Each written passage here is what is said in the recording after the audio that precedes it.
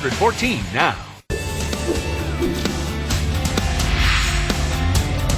Well, we now know who will take part in the special select committee investigating the 2012 terrorist attack in Benghazi that left 4 Americans dead. Well, at least as far as the Republican members of that panel are concerned, Republicans say they want it to be a bipartisan effort, but so far no Democrat has yet agreed to sign on.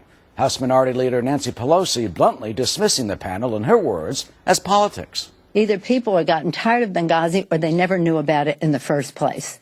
So let's not be accomplices to this diversionary tactic. It's all subterfuge because they don't want to talk about what our responsibilities are here. The more I listen to Nancy Pelosi, the less I think she knows about Benghazi. I think her objection is that she thinks this is going to hurt the Democrats. It may hurt Secretary Clinton. And she's just she's acting in the partisan way that she's accusing John Boehner of acting.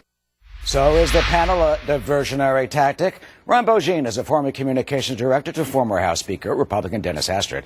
And Satita Jackson, a radio talk show host and Fox News contributor, who joins us from Chicago. Ron and Satita, great to see you. Ron, let me start with you. Great to see you. Ms. Pelosi uses the words kangaroo court. You just heard her say that this is all diversionary and politics and people are tired of it. What do you think?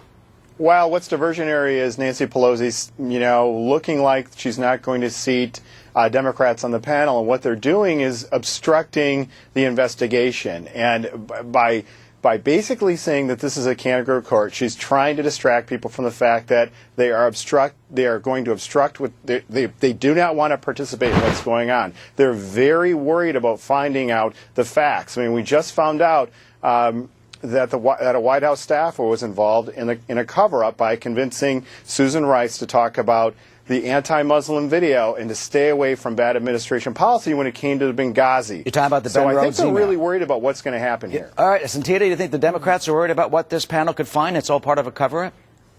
Well, let me first say happy Mother's Day to everyone, and particularly to the mothers of the 4 brave Americans who were killed in Benghazi. Mother's Day originally was Mother's Day for Peace, in which mothers were calling for peace all over the world. And in this spirit, I hope that we can approach this Benghazi investigation. The fact is, we need to put patriotism over party. We need a bipartisan committee. We need a bipartisan agreement to seek answers that are right, not just hunt for answers for the right. I fear that we have shifted the fight from ACA over to the fight over Benghazi, and that this is about 2014 and 2016, and it should not be. You have 4 dead Americans, and in the meantime, you've got 92.5 million Americans who are out of work. You've got girls who need to be brought back. There are a lot of issues that we need to deal with, and I don't want to shift away from Benghazi, but I want us to get the right answers and seek them for the right reasons. And you're right, the outspoken mothers of some of those brave Americans who were killed, they want answers too. But look, the Democrats, they didn't boycott the Watergate hearings. They didn't boycott Iran-Contra. They didn't boycott, the Kefauver hearings on the mafia? I'm going way back on that one. Why boycott this if it's in the intent of our nation to get the true answers out? Well, that was a very different time. You had bipartisanship. You had people who would come together, past party, and pass legislation that was best for America. We don't have that environment now. It is a highly toxic, highly partisan atmosphere, and we do not need that. I'm sorry to interrupt, all we need to do. You think the Republicans are only doing this for toxic, as you say, purposes and partisan effort? I've seen the energy shift, as I've said, from ACA to Benghazi, and that is troubling to me. Particularly, you know what I'd like to see?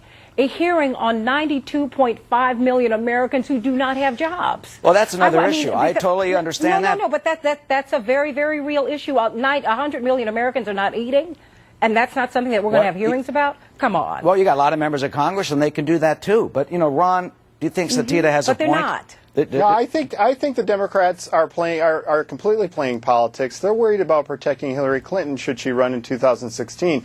The Republicans on this Benghazi panel are very responsible. The chairman of the special committee, Trey Gowdy, has 16 years of prosecutorial experience. These are not bomb throwers. These aren't people who are going to be playing partisan politics, and they shouldn't overplay their hand. They should be simply asking the questions: what happened before, during, and after, and get get to the bottom of it. You know, questions like, where was President Obama during all this? We know exactly where he was during the Osama bin Laden raid that he ordered, but we basically have very foggy details about what happened with him. Where was he? Why was he, you know, all we know is that he was potentially patching up something with Israel and Benjamin Netanyahu during that time, paying attention to campaign issues rather than focusing on what happened. You're talking about an 8 p.m. phone call that we know of. He apparently was in the White House, but not in the Situation Room, at least he was according to what Tommy Vietor told Brett Baer. You know what? But yeah, he was reportedly not in the Situation Room. Bring in Ray McGovern. Ray McGovern briefed presidents for decades. He said that this was an intelligence failure.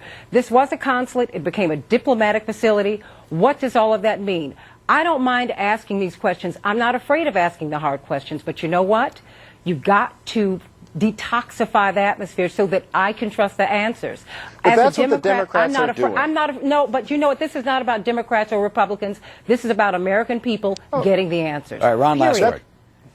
Yeah, no, that's what the Democrats are doing. They're trying to put a smokescreen, have a fog machine go around this whole thing by simply calling it politics and calling it a kangaroo court. But you know what? We just found out last week that the White House lied, that they said that they were not part of covering this up. When we found an email from Ben Rhodes, a White House staffer, telling Susan Rice, talk about the anti-Muslim video, stay away from administration policy. I mean, that's a golden nugget. Ron, I mean, oh my gosh. We're up against the clock, and we'll see what happens if the Democrats do indeed join this committee, if it indeed does go forward in a bipartisan manner. Thank you for this. Happy Mother's Day. God bless you both. Absolutely. Happy Mother's Day. Happy Mother's Day to you too as well, Santita. Okay, a powerful Twitter campaign taking over the internet, trying to get back the hundreds of kidnapped girls in Nigeria. First Lady Michelle Obama calling for their safe release ahead of Mother's Day. We'll talk to civil rights activist Reverend Jesse Jackson about this heartbreaking story.